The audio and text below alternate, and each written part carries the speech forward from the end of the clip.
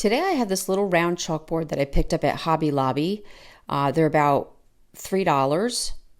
You want to watch for their 40% off week. I don't think it's this week, it'll be next. And we're going to be using the mesh stencil Blessed, Grateful, and Thankful. You can find that at chalkitupfancy.com. And I'm using the chalk paste Peace and Joy. Now when you put your stencil down, you just want to make sure you burnish it with your finger. How do you love how I measure with my thumb? Hey, that's how I roll, guys. Don't take it seriously. Do the best you can. Just have fun.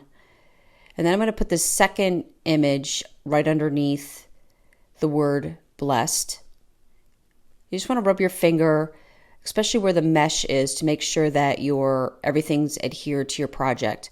I have my bowl of water ready for the washing of my stencil. I have my rubber spreader from Redesigned by Prima. That can be found at chalkitupfancy.com. I put my paste on a little plate. And using my small spreader, I'm just going to go across the stencil.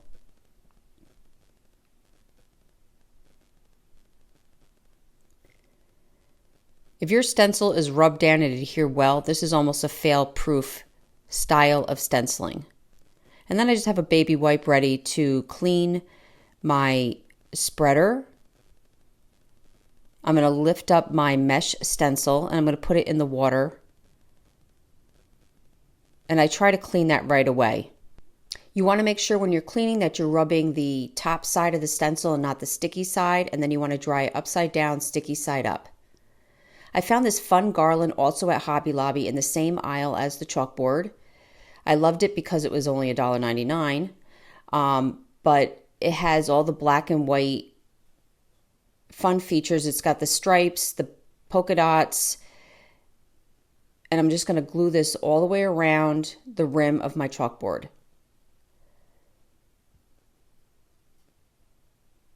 The garland kind of hangs on a little white rope. So that's kind of what I'm gluing to the board, and it's working out really good. And then when I get to the end, I did have some excess. I just cut the rope with enough to tuck it through an open space and tie it in a knot.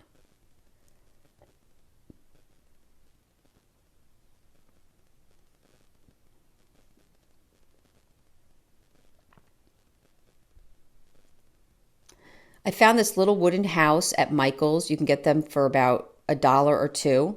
And I'm going to paint it with our Snow Owl by Wise Owl.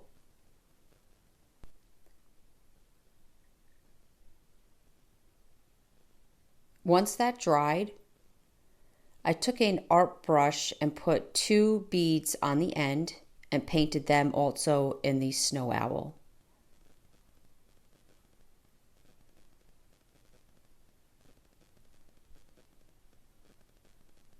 Once they dried, I put them on one on the end of a string of jute, wrapped the jute around the wooden house, tied in a knot, and then at the end of the finished jute, I added another bead.